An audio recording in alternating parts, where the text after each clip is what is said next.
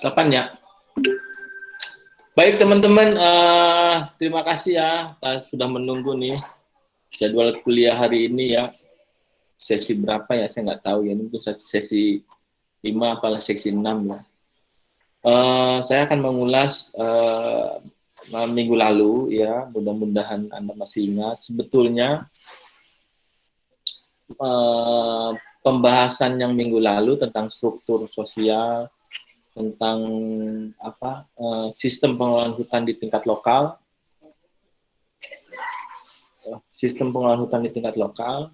itu disertai dengan tugas ya. Saya baru datang dari Bogor tuh tadi malam, jadi saya belum sempat nyiapkan buku-bukunya.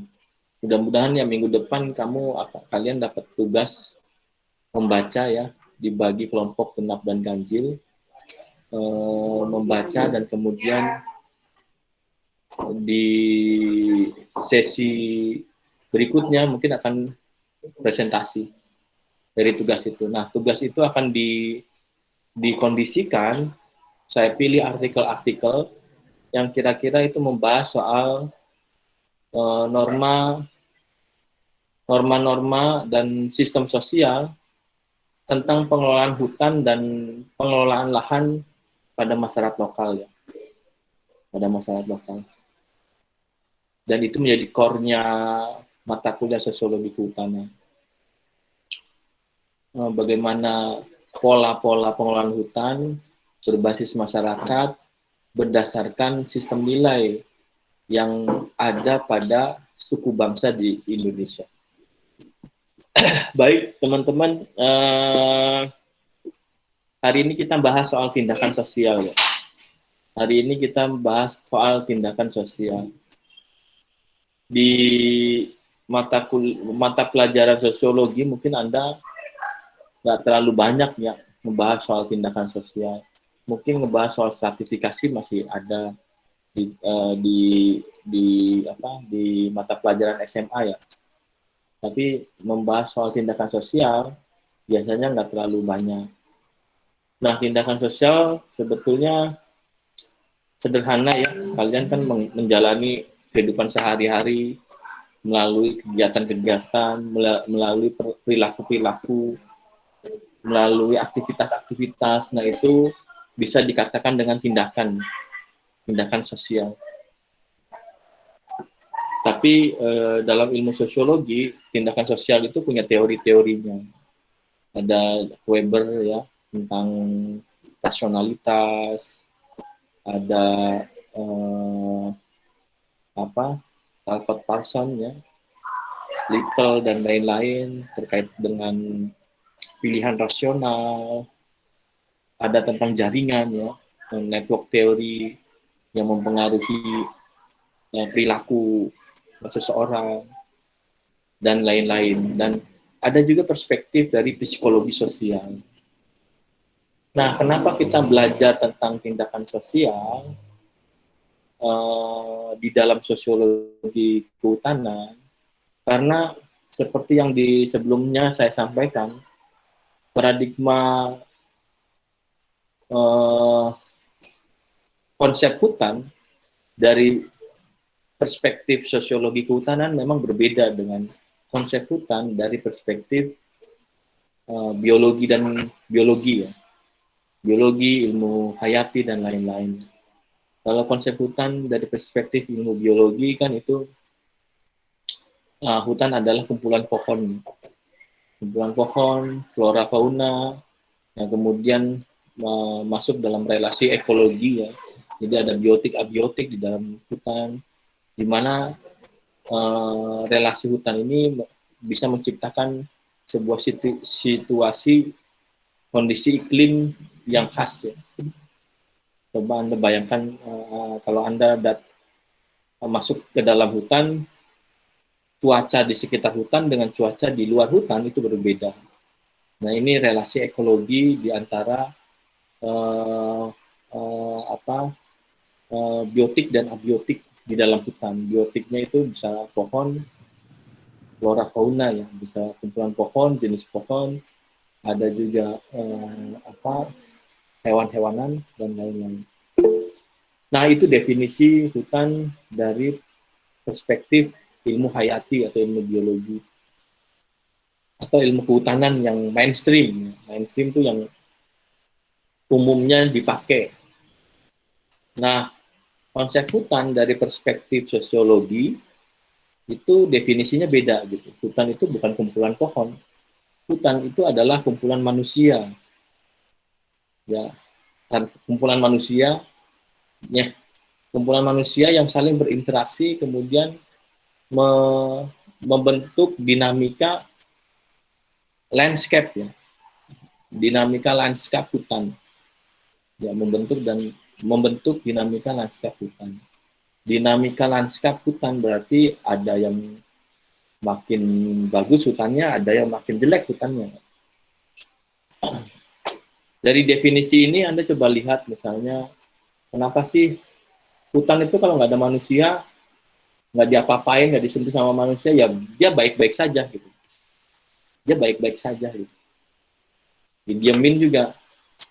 Yang tadinya gundul, puluhan atau ratusan tahun berikutnya, tanpa ada sentuhan manusia, ya jadi hutan.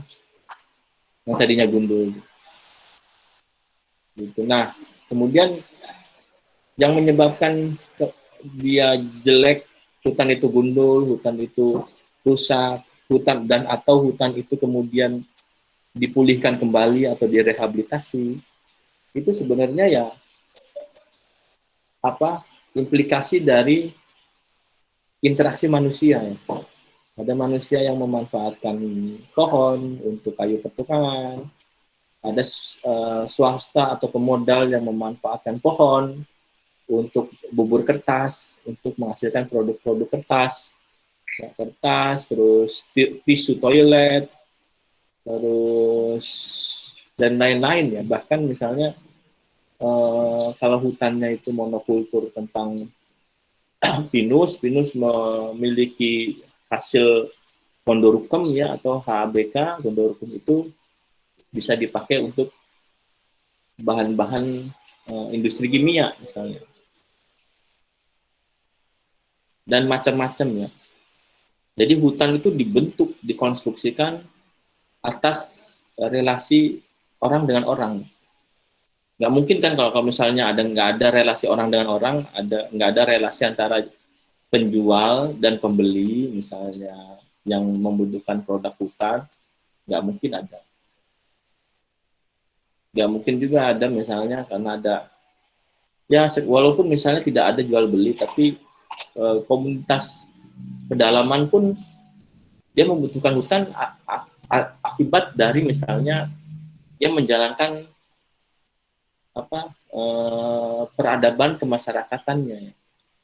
Misalnya ya dia butuh tempat tinggal, yang dulunya tempat tinggalnya hanya di atas pohon, dulu zaman dulu nggak ada pola rumah gitu, nggak ada. Kemudian ketika bahwa kayu itu bisa dibentuk, potong-potong, dibentuk, jadilah tempat tinggal yang dari sederhana sampai dengan yang lebih kompleks. Jadi dari definisi ini, ya sosiologi kehutanan kemudian sangat relevan lah kalau kita membahas soal tindakan sosial, tindakan orang. Karena tindakan orang ini kemudian mempengaruhi kinerja hutan. Oleh karena itu kita pengen tahu nih tindakan sosial, ruang lingkup dari tindakan sosial. Sebelum lanjut, kira-kira gimana? Ada pertanyaan nggak dari yang saya sampaikan tadi? Ada yang masih bingung kah?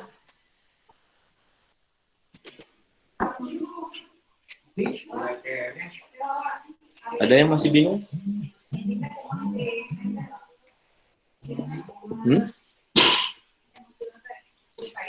Halo?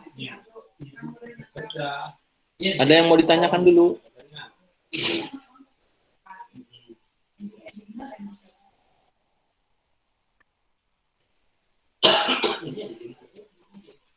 Halo? Gimana? Ada pertanyaan? Tidak, Pak. Tidak ya. Oke, teman-teman. Saya membahas ini tindakan sosial nggak bisa sekali ya, karena banyak sekali yang dibahas di sini. Tapi hanya ada dua yang akan dibahas di sosiologi kehutanan tentang teori tindakan sosial. Pertama kita membahas teori atribusinya Kelly dan teori rasionalitasnya Weber. Teori rasionalitasnya Weber ya. Nah, yang kita bahas awalnya adalah atribusi. Nah, kalau atribusi itu sebetulnya perspektif psikologi sosial. Kalau rasionalitas dia biasanya dipakai dalam perspektif sosiologi ya, karena teori itu dibangun oleh sosiolog. Ya. Nah, atribusi sosial itu sama dengan adalah tindakan sosial. Istilahnya sama. Tindakan sosial adalah atribusi sosial. Yang memiliki konsep ya, ini adalah upaya untuk memahami penyebab di balik perilaku orang lain. Ini atribusi sosial.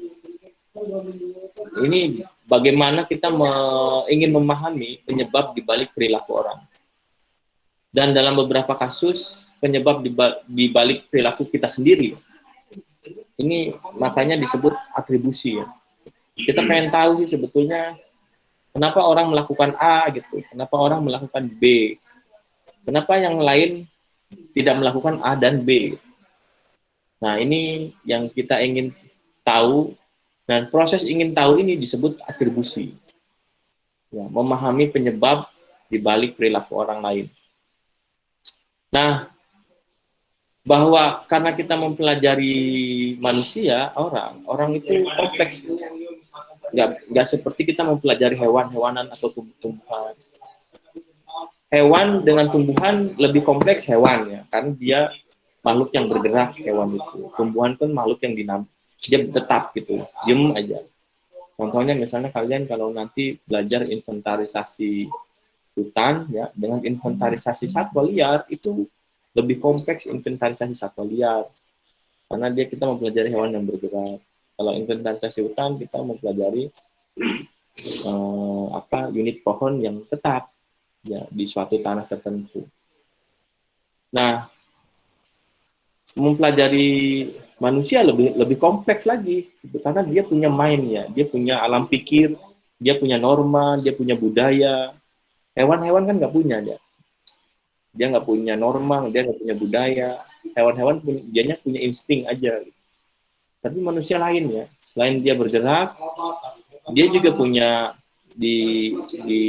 dibekali oleh akal dan pikiran.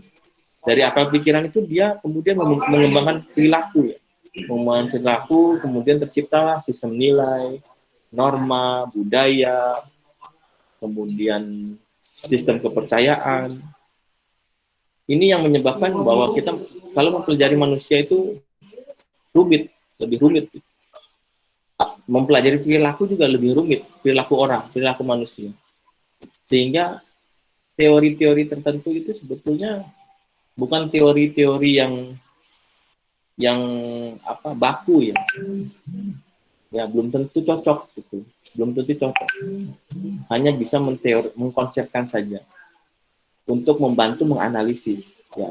Sebenarnya mempelajari manusia itu yang memang kompleks, jadi nggak ada yang baku gitu. Kompleks. Nah, sederetan teori telah lahir ya demi menjelaskan berbagai proses kerja dari perilaku orang. Tadi yang saya sebutkan ya ada teori rasionalitas, ada teori jaringan sosial, ada teori tentang pilihan rasional, dan lain-lain ya, banyak ya.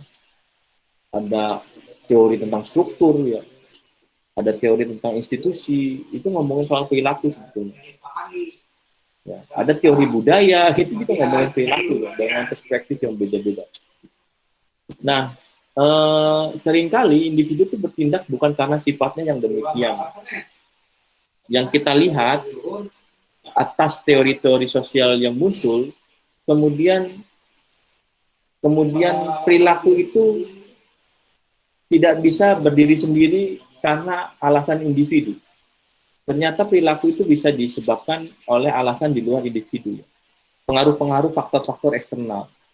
Jadi di dalam perilaku itu ternyata ada faktor internalnya, kita sendiri, ada faktor eksternalnya, lingkungan. Dan ini yang membuat kompleks ya. Satu contoh misalnya kamu adalah kamu nih misalnya. Kamu yang sifatnya ya seperti itu gitu. Kamu yang ya kamu gitu, bukan dua orang yang berbeda. Misalnya kamu ketika kamu ada di rumah ya, atau di lingkungan perumahan kamu sendiri ya, kemudian kamu berada di lingkungan orang-orang primitif misalnya, pasti perilaku kamu beda. Atau yang simple deh ya, kamu kalau misalnya datang di acara teman-teman ya, teman-teman kamu seumuran, teman-teman band gitu, kamu kan wah ngomongnya lepas gitu, cuek, ngerumpi, kadang sambil merokok kalau yang laki-laki gitu. Jadi bebas gitu, ngomongin A, ngomongin B. Terus itu kamu ya, misalnya kamu hadir di situ, dan kemudian satu waktu kamu hadir di tempat di mana ngumpul keluarga besar ya. Keluarga besar itu ada yang leluhur ya, nenek, kakek, buyut itu datang di situ semua. Ya. Acara keluarga gitu. Nah, di dalam acara keluarga itu pasti kamu nggak sebebas dengan ketika kamu berkumpul dengan teman-teman kamu. Artinya cara kamu ngomong dikendalikan. Sopan santunnya juga dijaga dan lain-lain. Padahal kamu ini ya kamu, bukan pribadi yang dua orang yang berbeda gitu. Tetap kamu gitu. Tapi ternyata kok perilakunya beda gitu, di situasi yang berbeda. Nah, ini adalah contoh bahwa perilaku kita dipengaruhi oleh lingkungan eksternal. Entah lingkungannya itu bukan cuma ini aja, lingkungannya itu bisa karena sistem nilai gitu. Bahwa kamu menganggap bahwa di keluarga besar, kerabat ada itu sopan santun harus dijaga. Nah, sistem nilai tentang itu kamu terima gitu. Misalnya siapa yang memberikan itu masyarakat ya, entah dari orang tua kamu, entah dari lingkungan, tentang bahwa kita harus sopan terhadap orang tua ya, orang yang lebih tua, orang yang dituakan. Itu kamu mendapatkan sistem kepercayaan itu dari masyarakat kamu, dari orang tua, dari masyarakat sekitar kamu. Sehingga kamu lebih sopan di orang tua. Nah, ketika kamu ngumpul dengan anak-anak muda seumuran kamu nggak ada aturan main sopan karena nggak ada rumusnya gitu. Harus sopan santun, nggak ada rumusnya. Apalagi kalau udah dekat, ya kita nggak ada sopan santun ya. Kadang kita bercanda sama teman. Nggak ada rumusnya, nggak ada norma nilainya itu gitu. Yang memberlakukan kamu harus sopan. Itu yang menyebabkan bahwa itu adalah contoh bahwa perilaku kamu dipengaruhi oleh eksternal, faktor-faktor eksternal yang membentuk norma nilai yang akhirnya menyebabkan kamu berperilaku yang khas gitu, yang khas. Nah, atribusi sosial karena kita ingin memahami penyebab di balik perilaku orang maupun perilaku sendiri, itu kemudian banyak teoritisi ya, orang-orang yang memiliki teori-teori tentang atribusi sosial.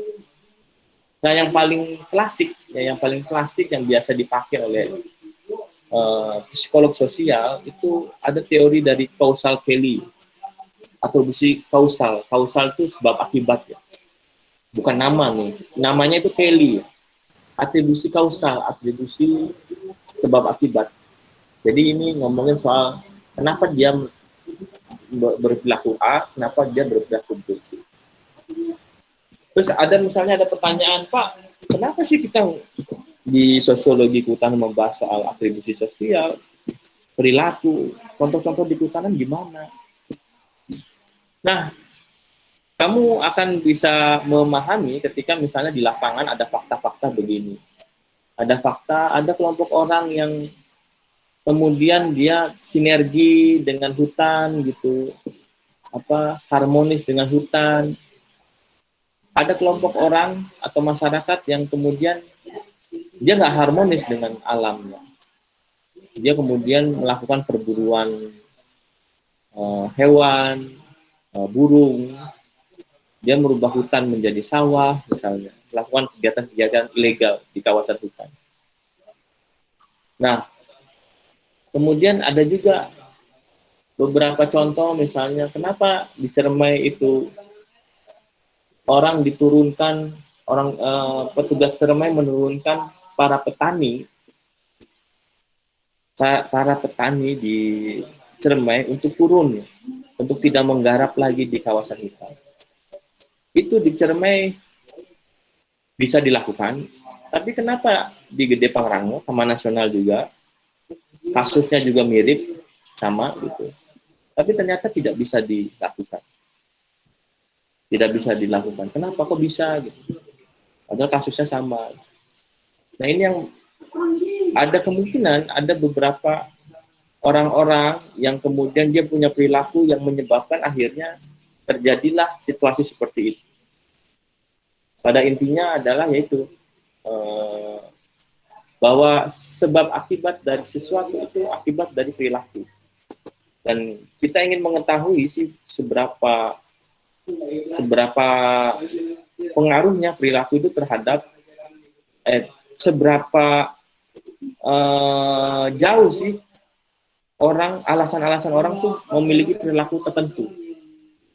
Itu yang disebut kausal, atribusi kausal. Sampai sini kira-kira masih bisa memahami? Masih bisa mengikuti?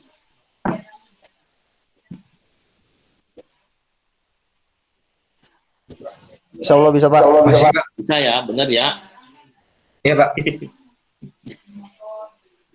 Kalau saya lanjut terus kamu nggak bisa, jangan salahin ya. Kalau ada pertanyaan langsung potong aja, langsung aja ya. Misalnya saya lagi ngomong juga nggak apa-apa, langsung potong aja. Nah, di dalam teori kausalnya si Kelly, sebetulnya ada 3 yang dia kembangkan sebagai sumber informasi kenapa untuk memahami perilaku orang. Kamu juga bisa menggunakan teori ini ya untuk bisa menganalisis ya, untuk bisa menganalisis orang-orang di sekitar kamu, menganalisis teman kamu kenapa sih berperilaku seperti itu gitu. Ini pakai pendekatan ini bisa. Atau menganalisis pacar kamu, kenapa sih kok saya diputusin sama si A gitu misalnya, tanpa sebab jelas.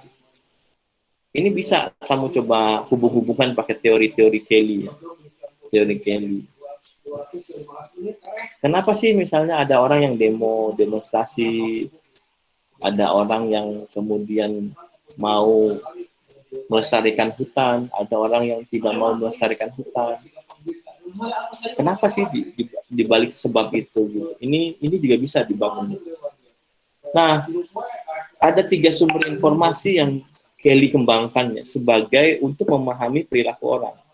Terutama untuk memahami orang ini dipengaruhi oleh faktor eksternal apa faktor internal. Faktor internal adalah berarti orang ini yang memiliki perilaku ini karena diri dia sendiri. Kalau faktor eksternal adalah perilaku dia itu dipengaruhi oleh faktor di luar diri dia. Ini yang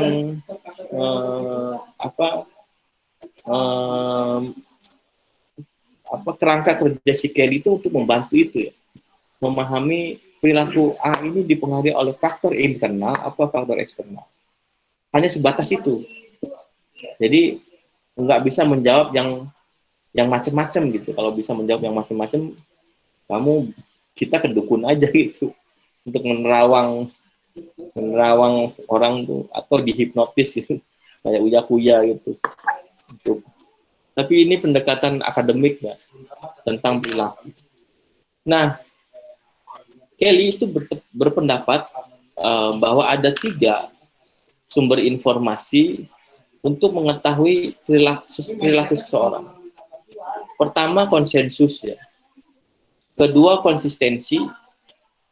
Ketiga, distingsi.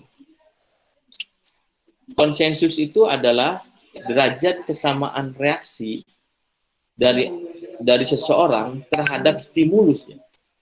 Terhadap stimulus atau peristiwa tertentu dengan orang yang sedang kita observasi. Makin tinggi proporsi orang bereaksi serupa, maka makin tinggi konsensusnya. Misalnya gini, saya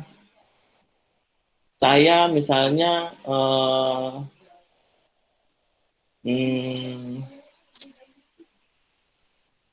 apa ya contoh yang paling enak ya.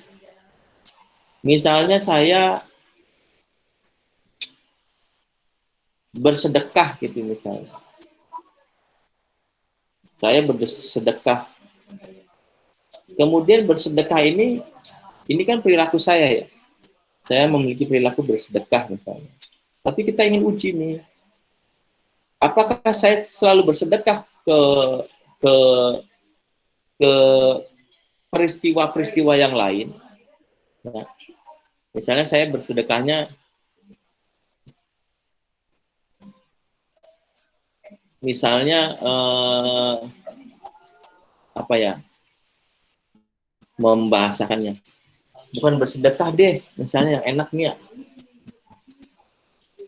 Misalnya gini, konsensus itu ngomongin soal reaksi orangnya sama ya, bukan relasi orangnya sama. Kamu misalnya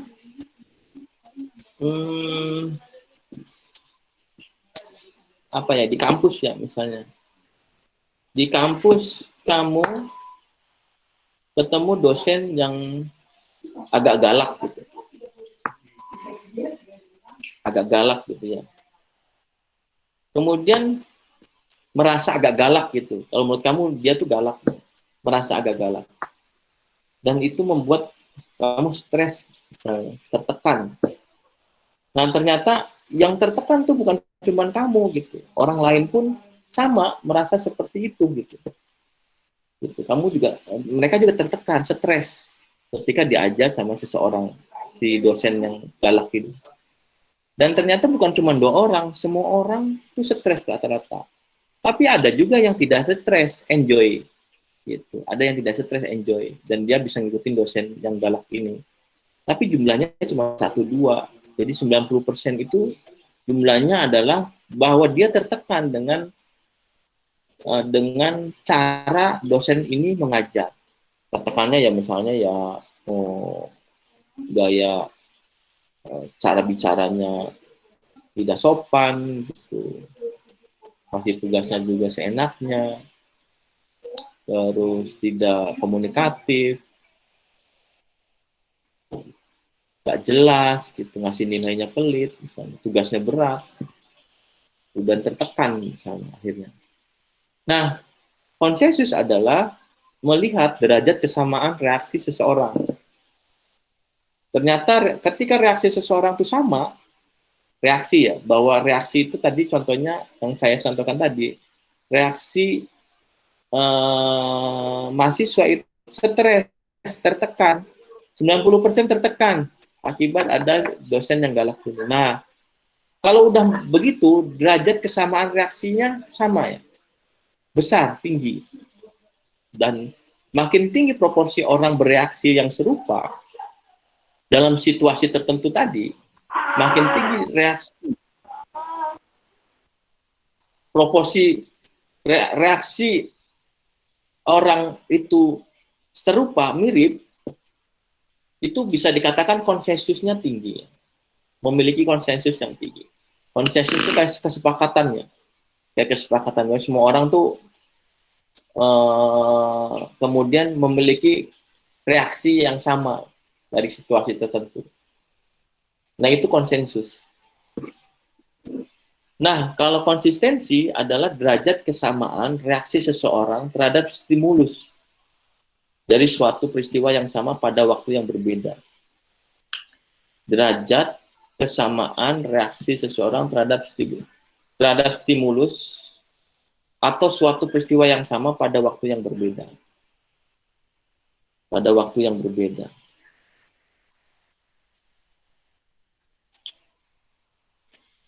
Misalnya gini, kalau contoh tadi ya, yang dosen galak itu. Dosen A, semua orang 90% tertekan ya, dosen A. Nah, termasuk si Budi misalnya, si Budi ini mahasiswa ya. Si Budi tertekan sama dosen A. Tapi si dosen A ini juga memberi tekanan kepada sebagian besar mahasiswa. Ya. Nah, itu disebut situasi konsensusnya tinggi. Nah, kalau misalnya konsistensi adalah, misalnya ada contoh, kemudian kelas A ini yang ada isinya si Budi ya, kelas A, misalnya kelas A ya. Kelas A ini kemudian diajar juga sama beberapa dosen yang lain ya. Kalau dosen B misalnya mengajar di kelas A ini sedikit galak nih ya, dosen B. Ternyata stresnya agak berkurang, tapi si Budi tetap stres, si Budi mah gitu. Diajar oleh dosen B, si Budi tetap stres. Kalau yang lain agak berkurang stresnya, masih bisa ketawa ke TV. Nah, kemudian diajar lagi sama dosen C. Dosen C itu lebih enak nih ya. Sering bercanda dosen C itu. Sering bagi ngasih tugas juga enak gitu. Yang lain enjoy gitu misalnya. Tapi ternyata si Budi, satu kelas sama kamu, si Budi itu tetap stres. Tetap stres dengan dosen C ini. Nah, ini artinya situasi di mana konsistensinya tinggi. Konsistensi itu si Budi itu konsisten, dia itu stres dengan suatu peristiwa pada waktu yang berbeda. Peristiwanya sama, ngajar, ya, tapi di waktu yang berbeda dengan dosen yang berbeda, dengan situasi yang berbeda. Dia konsisten stres. Nah, gitu. Udah kelihatan nih bahwa sebenarnya berarti udah bisa menebak nih. Oh, kalau konsensus tuh kayaknya perilaku stres kita dipengaruhi bukan karena internal kita, dipengaruhi oleh orang lain ya. Orang lain ini dia adalah dosen yang galak tadi ya, dosen A. Nah, udah bisa menebak kalau konsistensi tinggi itu adalah dipengaruhi oleh eksternal. Nah, kalau konsistensi tinggi, tadi ya cerita soal si Budi, dia stres terus diajar oleh beberapa dosen yang berbeda. Reaksi mahasiswa mah beda-beda gitu di tiap dosen. Tapi si Budi sama, si Budi ini konsisten, stres. Artinya dia itu konsisten ya, derajat kesamaan reaksi seseorang ini terhadap peristiwa yang sama, tapi peristiwa mengajar ya, tapi dengan kondisi waktu dan situasi yang berbeda. Nah, udah kelihatan nih kasusnya si Budi ini karena faktor diri dia sendiri ya. Si Budi ini karena faktor internal. Perilaku dia stres itu karena faktor internal. Karena dia konsisten, dia ngomongin begitu. Jangan-jangan si Budi ini dia punya masalah gitu, masalah internalnya, masalah psikologis, kemampuan daya pikirnya. Jadi ketika dia ada di ruang kelas, dia tuh udah stres aja dia, karena dia ada ya mahasiswa saya juga kan ada yang begitu tuh, ada yang begitu tuh.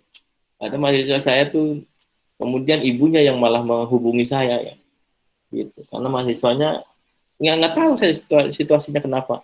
Saya tahu-tahu ibunya yang coba sering komunikasi itu. Mungkin ya itu dia, ini faktor internal, faktor si anaknya sendiri ya, bukan faktor di luar diri dia. Itu disebut konsistensi.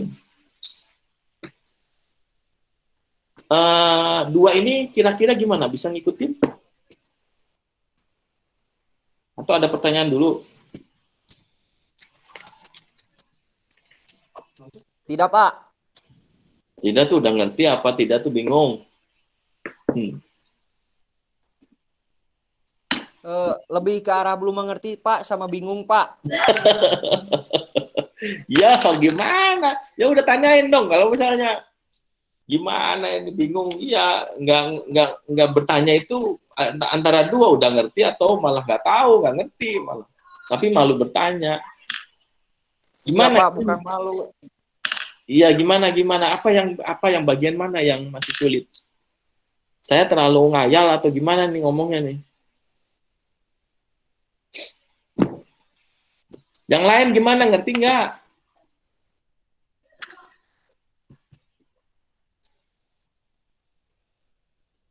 Yang lain dulu nih, saya biar kamu tuh faktor eksternal apa faktor internal? Gitu saya ingin menyeleksi dia. Kalau kamu yang lainnya ternyata sama, berarti faktor eksternal. Ya, berarti faktor saya nih, bukan faktor kamu, faktor di luar diri kamu. Kalau semua orang itu nggak ngerti, ya nggak paham, bingung.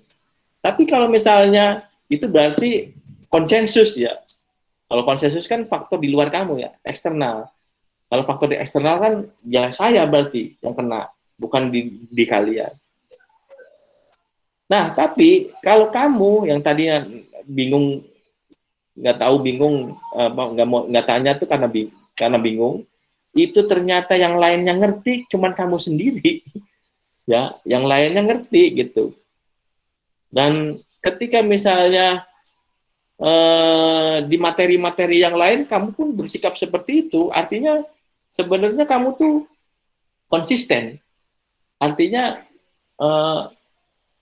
perilaku kamu itu karena kamu diri kamu sendiri konsisten, bukan karena saya, bukan eksternal ya. Karena kamu sendiri, entah kamu sendiri kamu nggak bisa ngikutin tuh karena kamu nggak konsentrasi kan, daya konsentrasinya rendah, kan bisa aja begitu kan. Nah, saya mau tanya dulu nih, yang lainnya gimana? Dua tadi, penjelasan tadi itu bingung nggak?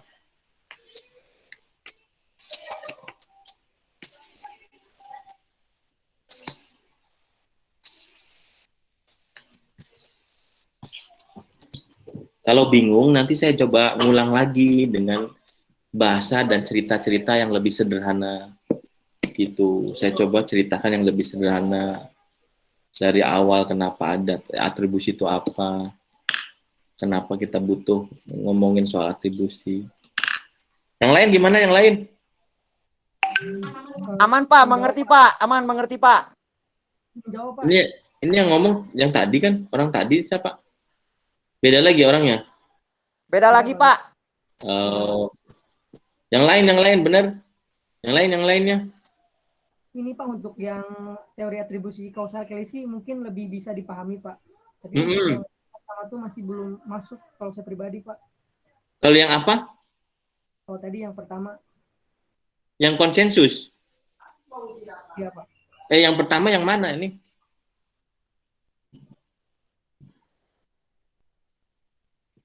Yang mana? Tolong diulangi. Konsensus Pak. Konsensus belum ngerti. Kalau konsistensi ngerti? Mengerti Pak.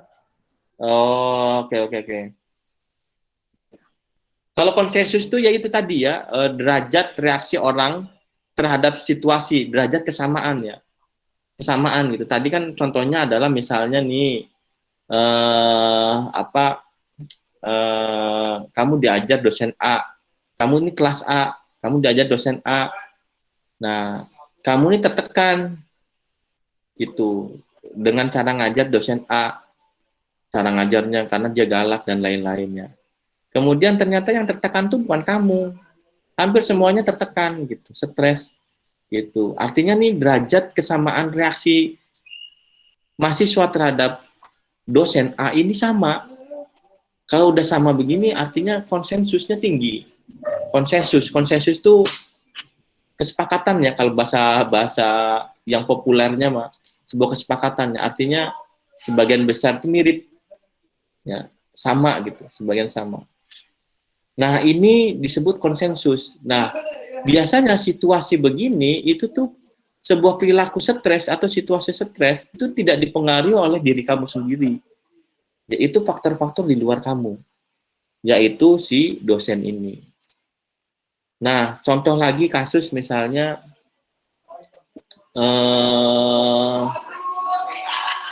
di suatu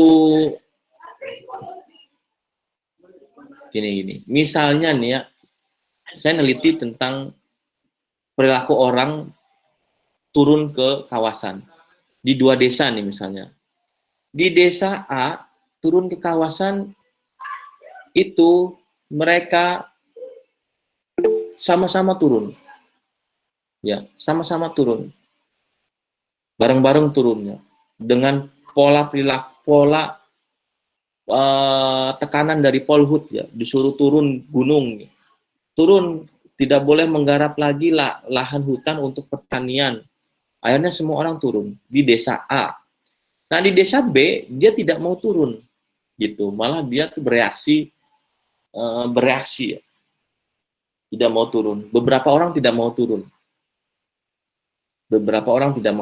Nah, kalau misalnya di desa A yang tadi semua orang mau turun, itu artinya konsensusnya tinggi. Konsensus itu tinggi. Konsensus tinggi begini itu berarti ada faktor-faktor internal yang mempengaruhi mereka itu mau turun. Gitu. Nah, di desa B itu misalnya beragam nih reaksinya nih. Ada yang mau turun, ada yang turun, gitu, beragam nih, konflik gitu, nggak sama. Nah ini artinya ada faktor bukan internal, faktornya faktor di luar diri dia, karena konsensusnya rendah, gitu. Contoh kasus yang sederhana apa ya? Contoh kasus yang sederhana apa ya? Kamu nih bersaudara, 5 bersaudara lah misalnya. Kamu 5 bersaudara, kemudian apa ya yang enak ya? Kalau misal 5 bersaudara kan pasti orangnya beda-beda ya, tipenya beda-beda. Ya. Tapi kalau misalnya di bawah suatu tempat, apa ya enaknya apa ya? Contohnya apa ya? Yang menunjukkan tentang konsensus itu. Tadi sih lebih enak mah tadi yang saya sampaikan tadi. Apa derajat kesamaan reaksi terhadap mengajar dosen tertentu. Gitu. Halo, ya, gimana?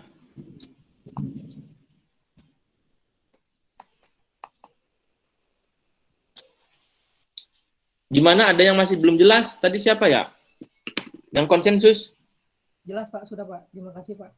Sudah mulai jelas ya, konsensus itu derajat reaksi ya, kesamaan reaksi orang terhadap situasi ya, atau peristiwa tertentu ya, peristiwa tertentu. Nah, kalau distingsi itu derajat perbedaan reaksi seseorang terhadap berbagai stimulus atau peristiwa yang berbeda-beda.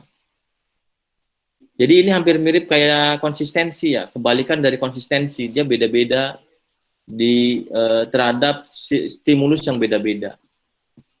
Tadi kan konsistensi itu kan di beberapa situasi dia tetap sama. Kalau distingsi itu di beberapa situasi beda. Ya.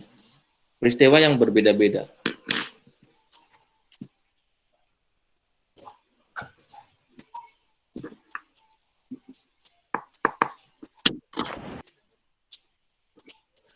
peristiwa yang berbeda. Konsistensi peristiwanya sama ya, kayak tadi peristiwa belajar mengajar ya misalnya.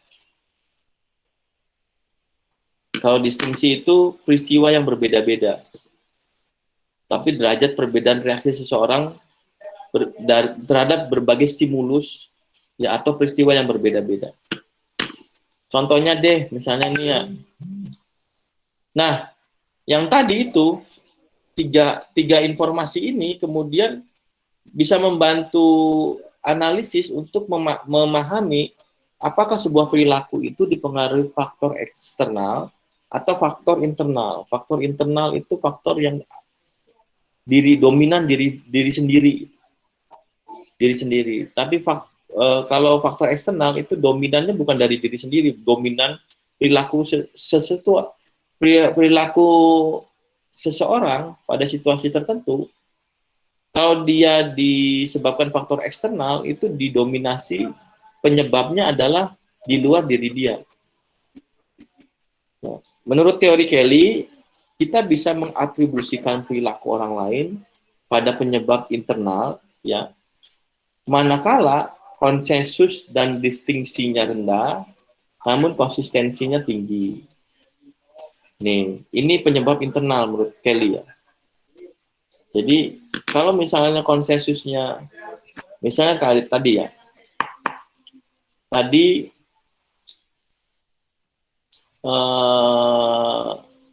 si Budi tadi kan, si Budi ini dia konsensusnya rendah, dalam arti derajat kesamaan dengan orang lain tuh nggak rendah gitu.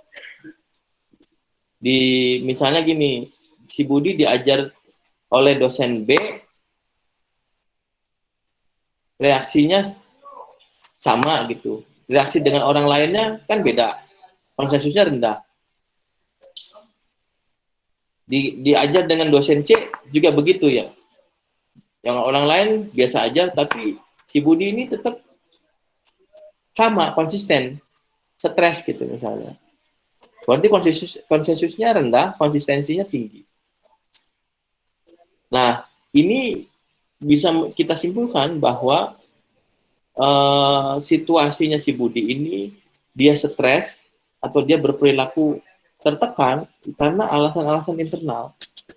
Entah karena misalnya alasan psikologis, entah karena alasan kemampuan berpikir, dan lain-lainnya, yang itu disebabkan oleh diri dia sendiri. Bukan karena dosennya gitu. Karena ternyata dosennya itu yang lain nggak biasa-biasa aja gitu. Dan situasi ini kan sebenarnya Anda pernah ngalamin memahami perilaku orang dan menduga secara insting ya. Gitu. Dan ketika kamu melihat situasi begitu, Anda pun langsung menilai, itu masih Budi, si Budi gini gitu. Si Budi orangnya gini ya, makanya dia begitu. Anda sudah bisa menganalisis tuh.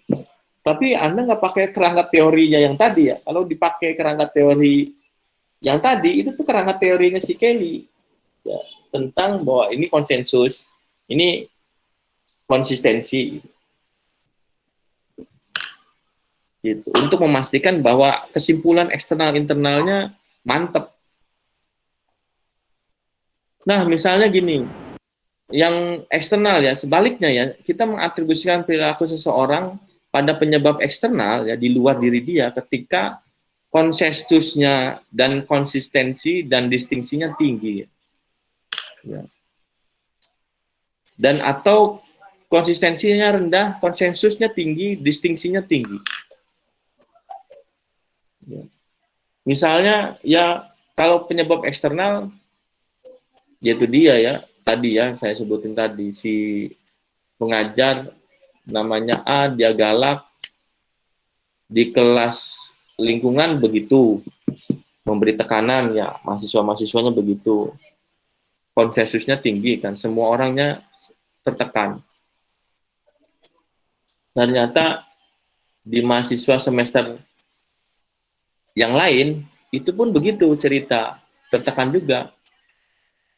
Nah, berarti kan ini faktor mahasiswa stres dan tertekan itu bukan faktor diri dia, tapi di luar faktor faktor diri dia. Kenapa bisa begitu? Karena semua orang mengalami gitu dan bereaksi yang sama terhadap respon-respon yang dari luar ini. Semua orang alami. Berarti itu disebabkan oleh penyebab eksternal. Nah, menurut Kelly ada atribusi orang lain tuh bisa juga kombinasi ya. Ada faktor internal, ada faktor eksternal. Ketika konsensusnya rendah dan distingsinya tinggi. Ini bisa karena faktor internal dan faktor eksternal. Kalau konsensusnya rendah, tapi konsistensi dan distingsinya tinggi, dia bisa dua-duanya tuh. Bisa dua-duanya. Nah, ini ada studi kasus ya. Kita coba bahas studi kasus deh. Biar lebih ini deh, biar lebih bisa memahami. Ini studi kasusnya ngomongin soal kehutanan ya. Dan ini studi kasus ini kejadian nyata ya di Gunung Simpang, Gunung Simpang, cagar alam di Jawa Barat, Gunung Simpang. Nah, ini Gunung Simpang adalah kawasan cagar alam telah mengalami kerusakan ya berupa adanya penggunaan lahan ya, okupasi. Penggunaan lahan secara ilegal ya. Itu kan hutan cagar alam harusnya dikelola untuk konservasi. Tapi ternyata dipakai untuk lahan pertanian ya, untuk berbudidaya pertanian, tanaman-tanaman. Nah, kemudian ada juga kegiatan illegal logging, ada kegiatan perburuan liar. Ini terjadi nyata di Gunung Simpang. Nah, ada beberapa fakta di lapangan di Gunung Simpang ini. Sebagian masyarakat memiliki perilaku untuk menyelamatkan kawasan Gunung Simpang ini. Ya, masyarakat memiliki perilaku penyelamatan kawasan cagar alam Gunung Simpang. Dengan apa ya? Dengan membentuk satuan patroli ya. Ini patrolinya bukan dari Polhut ya. Masyarakat sendiri ngebentuk satuan patroli. Dan masyarakat secara rutin dia tuh berpatroli. Itu swadaya patrolinya, bukan Polhut. Swadaya ya. Dia melakukan itu secara swadaya, secara bergiliran dan dibiayai oleh mereka sendiri. Bahkan mereka memiliki baju khusus ya tentang patroli ini. Udah kayak Polhut aja gitu, tinggal dikasih topi, kasih senapan itu kayak Polhut. Dan ini swadaya ya. Ini ada sebagian masyarakat memiliki perilaku nyelamatin hutan ini. Nah, kasus ini bisa digunakan teori kausal Kelly ya. Misalnya gini. Kita pengen tahu sih mengapa ada masyarakat cuek ya. Ini contoh kasus Gunung Simpang. Mengapa ada satu masyarakat bertindak cuek ketika ada kejadian perburuan burung di kawasan cagar alam Gunung Simpang ya. Padahal masyarakat mengetahui kejadian ini tapi diam saja serta tidak melaporkannya kepada petugas. Nah, kemudian kita ingin mengetahui ya, mengapa ada perilaku begini? Perilaku ini tuh ada faktor apa sih? Terus kemudian kita cek gitu dengan pendekatan teori Kelly. Kemudian kita lihat analisisnya, masyarakat bertindak cuek misalnya. Nah, ada 3 informasi yang harus kita gali. Dia konsensusnya gimana sih? Konsistensinya gimana sih? Distingsinya gimana sih? Nah, suatu waktu ternyata yang cuek itu bukan hanya dia gitu, bukan hanya orang ini gitu. Orang lain pun bertindak cuek gitu ketika ada perburuan liar. Orang lain pun cuek aja gitu. Bukan cuman si yang A gitu si orang ini. Dan ketika diteliti, semua orang akan bertindak cuek. Banyak gitu orang yang bertindak cuek. Tidak hanya satu orang. Artinya apa? Respon yang samanya tuh tinggi gitu, respon yang samanya. respon bahwa dia bertindak cuek terhadap perilaku perburuan, situasi perburuan liar ya, perburuan liar ya, perburuan burung liar. Ini kan nggak boleh ya, perburuan burung liar, tapi cuek. Pemburu lah, para pemburu ini. Nah, kemudian konsensusnya setelah diketahui tinggi ini konsensusnya tinggi. Kemudian kita ngelihat konsistensinya nih ya. Nah, ternyata masyarakat pun masih bertindak cuek pada kejadian-kejadian yang sama. Misalnya, pemburu burungnya awalnya dia cuek pada pemburu burung dari lokasinya desa dia. Ya, dia cuek gitu, ada pemburu burung, dia kenal, gitu, cuek aja akhirnya. Kemudian dia juga ketemu dengan pemburu burung yang lain, ya, yang lain nih, kejadiannya sama nih, tapi pemburu burungnya yang lain di tetangga desa, pemburu yang lain di luar kecamatan, atau orang yang dia nggak kenal gitu, berburu di situ, dan dia juga tetap cuek, si orang ini tetap cuek terhadap situasi kejadian-kejadian yang sama, ya, perburuan, tapi oleh orang lain, situasinya sama,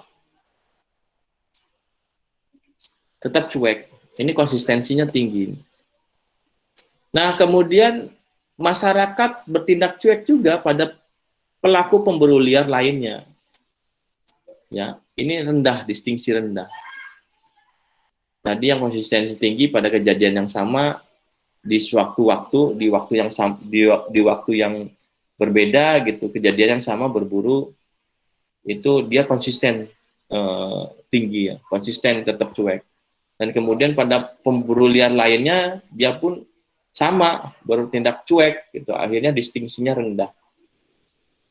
Nah, bisa dikatakan kalau konsensus tinggi, konsistensi tinggi, distingsi rendah, itu ada dua penyebab nih. Perilaku masyarakat bertingkat cuek ini diatribusikan pada penyebab internal dan eksternal. Internalnya berarti kan diri dia. Diri dianya memang faktornya si orang ini cuek ya karena dianya memang cuek, nggak punya kepedulian lah misalnya. Nah, dan faktor eksternal, kita nggak tahu faktor eksternal itu apa nih di sini. Makanya kita coba duga-duga faktor eksternal itu, kita bisa gali lagi nih faktor eksternalnya bisa karena kawasan itu, ya, dia menganggap bahwa kawasan ini punya orang, gitu. Faktor-faktor atau dia itu kan kawasan cagar alamnya dikelola oleh BKSDA ya, Balai Konservasi Sumber Daya Alam Jawa Barat. Bisa jadi misalnya karena dia benci juga sama Polhut di situ gitu, akhirnya dia faktor-faktor eksternal, akhirnya dia membiarkan kasus perburuan burung ini dia cuek aja lah, dah kesel gitu sama seseorang yang itu pemilik dari kawasan ini, petugasnya kan gitu kan, bisa kayak gitu, cuek aja gitu karena ada faktor eksternal dan faktor internal. Nah, ada beberapa lagi kasus ya. Ada beberapa lagi kasus di sini. Ya, misalnya di Gunung Simpang juga ya ini ya. Di Gunung Simpang itu ternyata ada kasus di mana Jagawana memberikan sewa menyewa lahan kepada masyarakat. Jagawana itu Polhut ya, oknum Polhut memberikan sewa menyewa lahan hutan ya kepada masyarakat ya. Jadi boleh nih masyarakat boleh bertani di sini asal dia sewa gitu. Dia pungut gitu per tahunnya sekian gitu. Nah, kok bisa gitu? Kenapa sih? Nah, kemudian pengen tahu ini faktor internal apa faktor eksternal gitu. Kalau faktor internal itu kan karena dia matre misalnya ya. Atau faktor eksternal itu bisa jadi kayak karena kebijakannya pimpinan gitu, dia nggak bisa dia harus ngikutin kebijakan pimpinan gitu, berarti faktor eksternal. Dia nggak matre, tapi pimpinan tuh butuh setoran gitu misalnya, akhirnya matre. Atau kebijakan eksternal itu bisa jadi karena miskin, ya. Karena miskin tuh maksudnya gini, ngelihat orang tuh petaninya miskin ini, ya, akhirnya dia oke lah, nggak apa-apa, asal ada sewa menyewa. Tapi yang lebih berat, lebih relevan mah kalau internal, kalau internal itu karena materialistis ya, materialistis. Kalau eksternal itu lebih karena tekanan-tekanan di luar. Ya entah tekanan misalnya Jagawana takut juga sama jawara-jawara lokal di situ gitu kan, takut diapa-apain, akhirnya mau nerima uang yang gitu sewa menyewa gitu. Kita pengen lihat gitu. Kasus ini dilihat dengan perspektif teori kausal, atribusi kausalnya si Kelly. Dan kita ingin melihat bahwa ini internal apa eksternal untuk memahami situasi ini. Nah, tidak semua Jagawana ternyata, misalnya setelah dicek, tidak semua Polhut bertindak menyewakan lahan. Gitu. Berarti ini nggak semuanya Polhut, berarti konsensusnya rendah nih. Karena nggak sama reaksinya. Gitu, konsensusnya rendah ini. Hanya dia aja yang sewa, menyewa. Si Polhut, yang lainnya enggak. Polhut yang lainnya enggak. Nah, Jagawana ini, Polhut ini pun, atau Jagawana ini pun menyewakan lahan di tahun berikutnya. Jadi terus saja dia menyewakan lahan. Ya, di lahan itu dengan waktu yang berbeda-beda. Konsisten ya, dia nyewain lahan terus, si Polhut ini. Dan ternyata Polhut ini pun menawarkan menyewakan lahan kepada masyarakat lainnya gitu. Bukan cuma ke si orang A gitu. Dia juga nawarin tuh kemana-mana gitu. Misalnya ada orang desa yang lain, dia juga nawarin gitu. Dan ngasih sewa menyewa juga. Ke desa A, dia juga ngasih sewa menyewa. Berarti ini distingsinya rendah nih. Karena tidak sama ya, tidak sama. Di situasi yang tidak sama, dia tetap melakukan itu, distingsinya rendah. Nah, karena udah dianalisis konsensusnya rendah, konsistensi tinggi, distingsi rendah, dari teori atribusinya si Kelly itu perilaku tentang sewa menyewa ini itu disebabkan faktor internal. Faktor internal itu siapa ya? Faktor si Polhut itu sendiri. Berarti oknum Polhut ini adalah karena faktor internal, berarti dia itu materialistis. Gitu. Dia sifat-sifat dia itu yang menyebabkan dia itu berperilaku seperti itu. Kenapa begitu? Karena yaitu konsensus rendah. Dicirikan konsensus rendah itu perilaku Polhut yang lain itu tidak sama dengan perilaku dia. Jadi nggak sama, nggak konsensusnya nggak tinggi, nggak sama perilakunya nggak sama. Hanya dia doang. Dan ternyata dia konsisten gitu deh. Terus menyewakan. Dan dia pun menyewakan lahan di beberapa lokasi yang lain.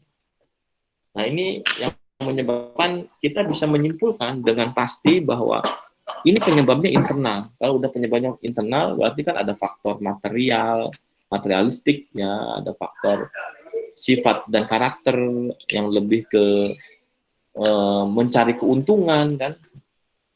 Mencari keuntungan.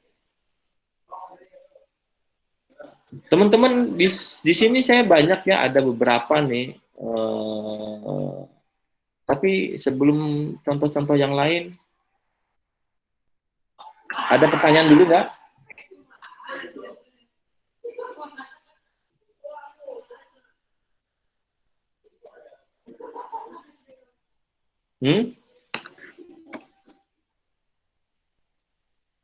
Ada pertanyaan? Sebelum nambahin lagi. Jelas enggak kira-kira? Ya, Assalamualaikum Pak. Izin bertanya. Ya, oke. Waalaikumsalam. Gimana? Pak, kalau misalkan seseorang atau mahasiswa yang terkena mental itu gimana solusinya Pak? Terkena mental gimana ya maksudnya ya? Ini ada Maksudnya ya ini gimana? ada Jadi maksudnya tuh terkena mental psikologinya tuh Kang, Pak. enggak, yang kamu tanyakan tuh ada hubungannya dengan teori Kelly enggak gitu. Saya mau nanya dulu nih. Atau ini hanya mau nanya Kayaknya tentang antara faktor internal apa eksternalnya kayaknya Pak. iya, iya, iya. Oke, oke, oke, oke. Yang kamu tanyakan misalnya dihubungkan dengan teori Kelly itu eksternal dan internalnya. Nah, misalnya ada pertanyaan teman kamu tentang mental itu gimana gimana? Ada lebih didetilkan nggak? Biar saya bisa menghubungkan ini dengan teori Kelly. Masalah yang kamu tanyakan tadi lebih didetilkan nggak? Bisa didetilkan nggak informasinya biar saya bisa menangkap, oh kamu maksudnya dihubungkannya kemana? Dijelaskan. Tadi kan kamu ngomongnya cuman masalah mental. Nah, gimana gimana nih? Bisa diceritakan nggak? Mungkin gini Pak, apa terlalu sibuk dengan gimana ya? Jadi kebanyakan pikiran kayak gitu Pak. Karena kuliah apa? Ya kayak gitu pokoknya Pak. Jadi Ya gini kena gitu deh. mentalnya gitu Pak. Pokoknya intinya kan gini, intinya gini. Jadi mahasiswa itu kan beragam nih, beragam ya. Ya ada bahasa menurut kamu kan ada masa mental dan lain-lain kan mental. Nah kalau udah mental itu ngomongin soal internal banget kan, mental namanya ke mental, internal banget kan. Ngomongin psikologi ya, psikis, psikis ya, mental berarti kan individu nih, internal nih, individu nih internal. Nah, kemudian kita melihat bahwa perilaku mental perilaku tertekan misalnya kan, stres tertekan perilaku. Nah, kita ingin yang saya jelaskan tadi itu adalah suatu contoh untuk melihat perilaku perilaku seseorang bisa disebabkan oleh faktor internal apa faktor eksternal. Faktor internal itu lebih ke arah psikis, ya lebih ke arah individu, alasan-alasan pribadi, itu faktor internal. Kalau faktor eksternal itu perilaku disebabkan oleh di luar diri dia, ya di luar diri dia. Misalnya gini, misalnya gini di kelas nih ada yang di kelas pautan kamu disiplin gitu. Semua orang disiplin di kelas pautan. Misalnya ya ini mah misalnya. Semua orang disiplin di kelas pautan. Tapi ketika orang ini masuk ke fakultas-fakultas yang lain, dia nggak disiplin. Ya, artinya kamu tuh dipengaruhi oleh oleh oleh situasi di luar kamu ya. Jangan-jangan di fakultas kehutanan kemudian akhirnya kamu disiplin itu karena aturan mainnya ketat. Hukumannya ketat juga. Ketika kamu melanggar hukumannya ini bla bla. Akhirnya kamu disiplin. Pak, Hei, gimana gimana? Kok ada yang Terima kasih Pak penjelasannya. penjelasan apa? Belum selesai ini, belum selesai. Gini, jadi intinya tadi ya teman kamu ngomongin soal mental itu kamu lihat dulu deh. Kalau misal kalau misalnya ternyata konsensus rendah itu artinya tidak semuanya begitu gitu. Nggak semua orang teman-teman kamu tuh nggak ngalamin seperti kamu gitu misalnya. Artinya itu masalah internal gitu. Lebih karena konsensusnya rendah. Tidak semua orang mirip. Kalau semuanya orang mirip, berarti stres itu bukan karena mental, tapi stres itu karena faktor eksternal. Kalau konsensusnya tinggi ya, semua orang merasakan itu. Tapi kalau hanya kamu yang merasakan itu, gitu, itu karena ada faktor-faktor internal nih, gitu, yang merespon terhadap situasi. Gimana? Paham nggak? Oke paham Pak, paham Pak. Pak. Siap Pak. Ya, ada pertanyaan lain? Tidak Pak. Tidak. Rio, Firzi, Aiwan, masih mau tanya?